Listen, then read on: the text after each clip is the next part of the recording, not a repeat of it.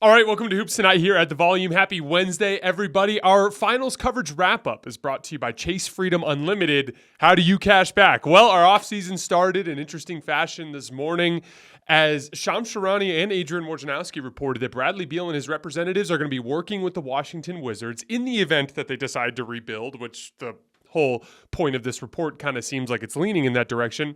But they're going to be working together to find Bradley Beal a new trade destination, which is super interesting because of the fact that he has a no trade clause. So he has a lot more control over that situation than players usually do. So what we're going to do today, I'm going to do a deep dive into what Bradley Beal can bring to a basketball team, full of some film that I went over as well as a bunch of data. And then at the end, I'm going to go over a bunch of potential destinations that I think make sense for Brad. You guys know the drill. Before we get started, subscribe to the Volume's YouTube channel so you don't miss any more of our videos. Follow me on Twitter at _JasonLT so you guys don't miss any show announcements. And if for whatever reason you miss one of these videos and you can't get back over to YouTube to finish, don't forget you can find them wherever you get your podcasts under Hoops Tonight. And last but not least, you guys have heard me talk about Game Time, the fastest growing ticketing app in the United States. If you're looking to get out to a baseball game this summer, if you're looking to get out to a concert or a comedy show, Game Time has amazing last minute deals on tickets to all of these. I used them earlier this year to go to a basketball game at McHale Center to watch the University of Arizona men's basketball team, and I had an incredible experience. I got a great seat. I got a great deal. The user experience was super smooth.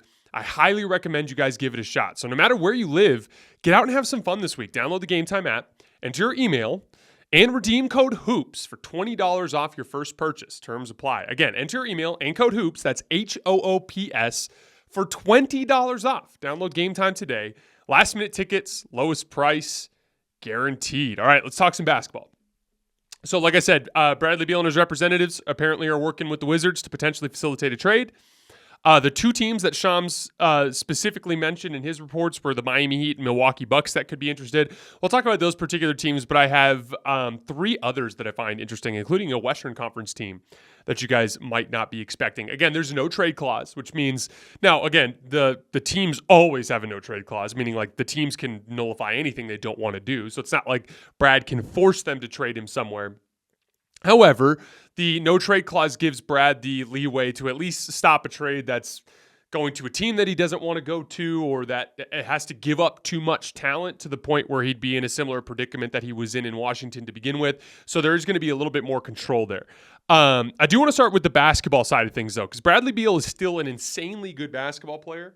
And this kind of thing happens a lot in the NBA where a player is kind of floundering in a bad situation, and then we start to dramatically undervalue what they bring to the table, and then we get to see what it looks like when they play with a better set of supporting players, and then they suddenly reveal that they are a lot better than we thought they were. And I think Bradley Beal could be that type of guy. First of all, he was one of only 10 players in the league this year to play at least 50 games, average at least 23 points per game, and shoot at least 50% of the field. 10 guys hit those markers. Bradley Beal was one of them. He was one of only 28 players in the league this year to run at least 650 pick and rolls and average over a point per possession. And when you really factor in the type of talent that he's playing with in that Washington system, that's incredibly impressive, especially when you think of pick and rolls as not a play finishing type of thing. Pick and rolls are attacking a set defense on every single given possession. That's usually how teams begin their assault on a set defense. It's typically a lower point per possession than a post up or an ISO for a lot of these stars, because in those situations it's more of a play finish. Like, we got him to a spot on the floor, we spread things out for him, he's going. Pick and roll is a beginning attack of a defense, and points per possession is typically pretty low. Like I said, only 28 players in the league ran as many as Brad Beal did and averaged over a point per possession. He was one of those guys. And a big part of it is he's just efficient with all the shots that you need to hit to be successful in pick and roll. Pull-up jump shooting. He was one of only, out of 47 players who attempted at least 300 pull-up jumpers this year, Beal ranked 18th in efficiency. So he's in that upper third in that group. He was up over a point per possession on pull-up jump shots. He shot 54% on floaters, which is awesome. That was 10th out of 110 players who attempted at least 50 floaters this year. But rim finishing is the big one. He made 3.5 shots per game in the restricted area at 71.6%. He was fourth in the NBA among players that are 6'5" or shorter. So among smaller guards, he was fourth in the league at finishing in the restricted area in makes per game. The only guys that were ahead of him were Ja Morant, Anthony Edwards, and little trivia for you guys. Who do you think was third behind Ant and Ja and ahead of Bradley Beal? Spurs fans will know the answer was Keldon Johnson, who's at 6'5". But all those guys were below 65% in their ability to finish in the restricted area. And Bradley Beal was at 71.6%, which is miles better than those guys. So I would argue when you combine volume and efficiency, he's arguably the best guard in the league at getting to the basket. So that's a super interesting stat there that I don't think people knew about Bradley Beal. And that was honestly the big thing that stood out to me on tape this morning over my coffee. I just watched hundreds of Bradley Beal pick and rolls and ISOs and post-ups. And he does a really good job of bridging everything out of a high hesitation. And in addition to that, he's got really good variety. Like he goes right and left almost the same amount of times. And when he goes right and left, he takes about the same number of pull-up jump shots as he does driving to the rim, at least relative to most players. Most right-handed players are far more likely to drive right and pull up jump shoot to their left. And more frequently, they're going to try to get to their right hand as much as possible. Same thing in reverse for left-handed players, right? Like to give you an example, Jason Tatum drove right 55 fewer times than he drove left this season. And when he drove right, he took just 26 pull-up jump shots in 149 drives. So like Jason Tatum always wanted to get to that right hand, and if you could funnel him to his left, he was probably going to take a pull-up jump shot. That's a big thing that you saw a lot of defenders talk about, like Caleb Martin was talking about it after the Eastern Conference Finals. There's a lot of players have talked about that. When you have kind of a one-dimensional approach to the way that you attack and there's not a ton of variety, it makes you easier to guard. A lot more balance for Bradley Beal. So he had 102 drives to the left this year and 88 drives to the right. So a little bit of a difference there, but nothing too crazy.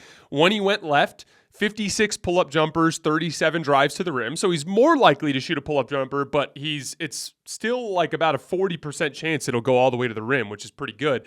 When he goes right, 33 pull-up jumpers, 40 drives to the rim. Same thing. Good balance when he's going both ways. So when he's in that high hesitation, which is that bridge move, when I work with my high school kids in the mornings on skill development, everything is built out of a high hesitation. If you do a between the legs dribble and you have the ball kind of sitting in your hand on the left side, from there, you can cross back over to the right, you can rise into a jump shot, you can push the ball further to the left. As you drive to the left, you can hit another move. It's the ultimate bridge move. Everything is connected out of that high hesitation. And when Bradley Beal is sitting up in that high hesitation, you don't know which way he's going to go. He might go right, he might go left. If he goes left or right, he might shoot a pull-up, he might go all the way to the rim. He's got really good variety, and I think that's a big part of why he's been so damn efficient and a big part of why he gets to the rim so frequently.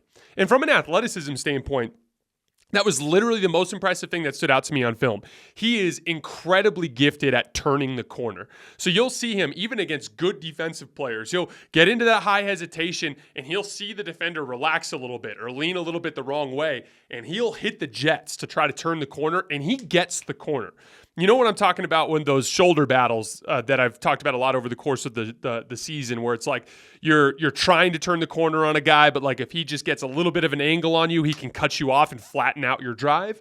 Whereas if you kind of get the corner, you can blow through his shoulder and get more of a straight line drive. Bradley Beal wins a ton of those confrontations and will get the corner and get downhill. That's why he finishes in the restricted area so much compared to his peers. That's why he's so efficient compared to most of his peers. So I did think that was super interesting on tape. Playmaking's a bit of a mixed bag. He makes extremely high-level reads. You'll see him make skip passes and feeds into the high post that a lot of players don't see, but then he'll also force things into traffic and he'll miss reads. Like a lot of scoring guards, he seems to go through like different attack styles. So he'll have phases where like a dozen possessions in a row, he's really looking to make the right read and he's surgical and offense has a really good flow.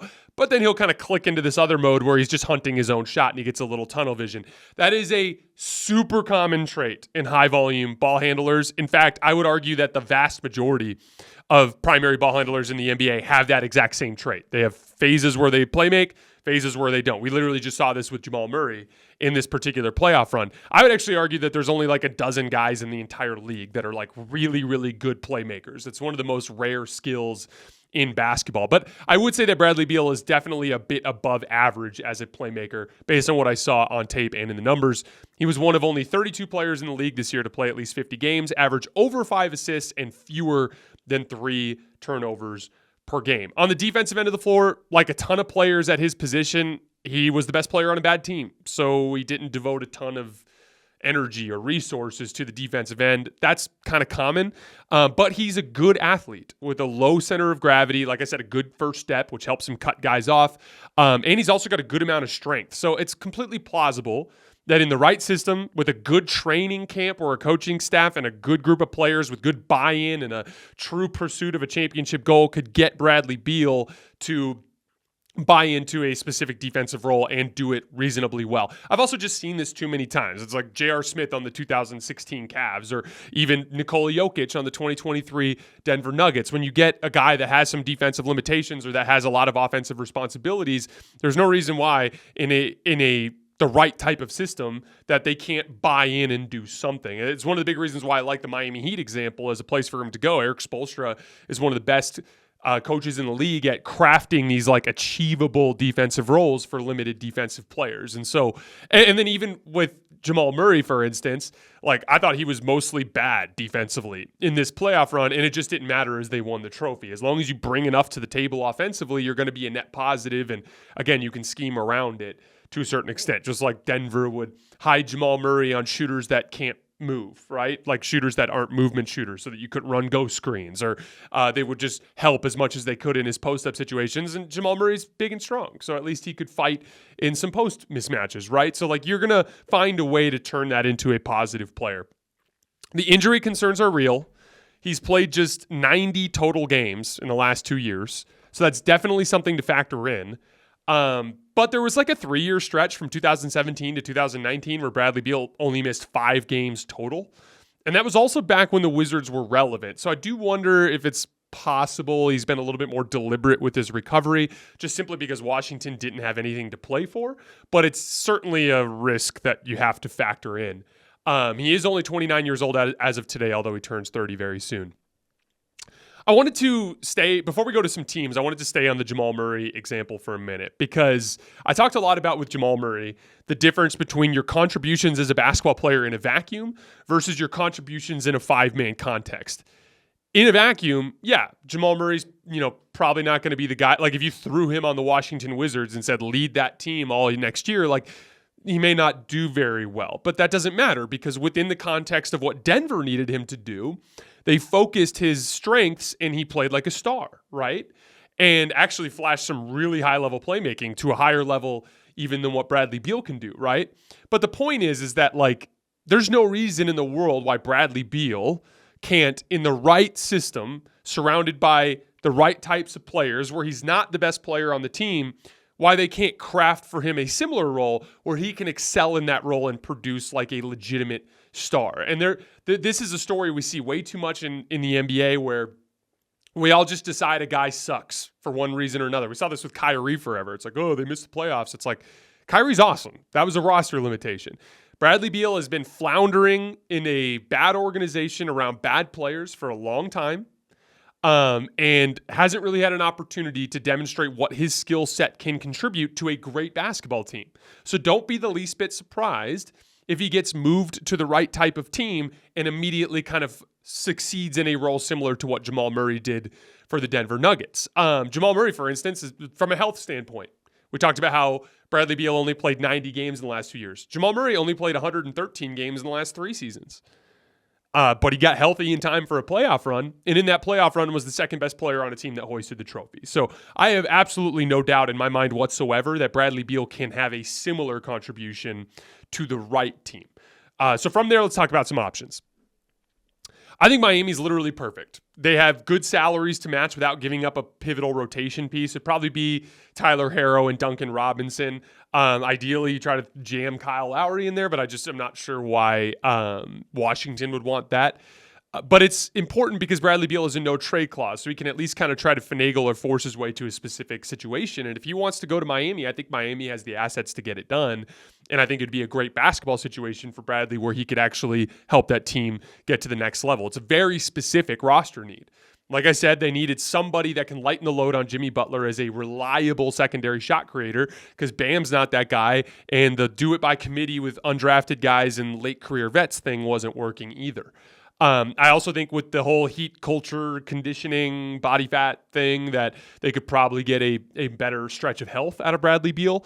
And Spoelstra, like I mentioned earlier, has a gift for creating achievable defensive roles for limited defenders. So I think overnight, it would allow Miami from a talent perspective to hang better with teams like Boston and Milwaukee so that you don't need otherworldly performances from Jimmy Butler and coaching performances from Eric Spoelstra to overcome a talent disadvantage. It would be the type of talent influx that they need. Milwaukee's probably, that was the other team that Shams mentioned, probably the least likely because if you look at their salary matching, it would have to be something like Drew Holiday and Bobby Portis. And again, why would Washington do that? Like if you're going to go to Miami, you're going to get a legitimate young prospect in Tyler Herro. If you go to Boston, it'd be somebody like Jaylen Brown. If you go to Golden State, you might get Jordan Poole. If you go to Philly, it might be someone like Tyrese Maxey, right? That's not the case with this Milwaukee package, but I do think it's a great fit, especially with their half-court shot creation limitations. Boston. So Brian Windhorst did report earlier that Boston is not interested in Bradley Beal and is more interested in re-signing Jaylen Brown. That could also just be a negotiation piece. However, I actually do kind of like that idea. It would be a really tough pill to swallow because Jaylen Brown's a better player than Bradley Beal.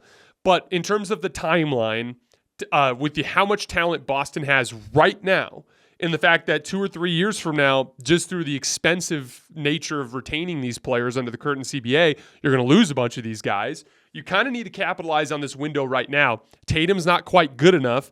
Bradley Beal's a higher level shot creator, a better half-court shot creator, in my opinion, than Jaylen Brown. So it's kind of one of those things where you're giving up a long-term ceiling in favor of capitalizing on a short-term window. I think Washington would do it in a heartbeat because they'd be like, oh, hell yeah, we're getting Jaylen Brown.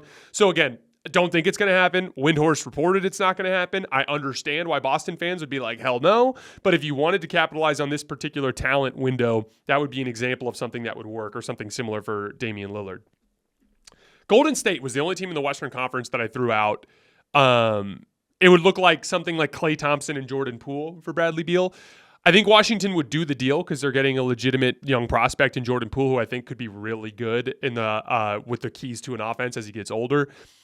Klay, I think, would have to be in the deal, mainly because of salary matching. Otherwise, you have to start throwing in a bunch of smaller contracts, which could probably cost you Jonathan Kuminga.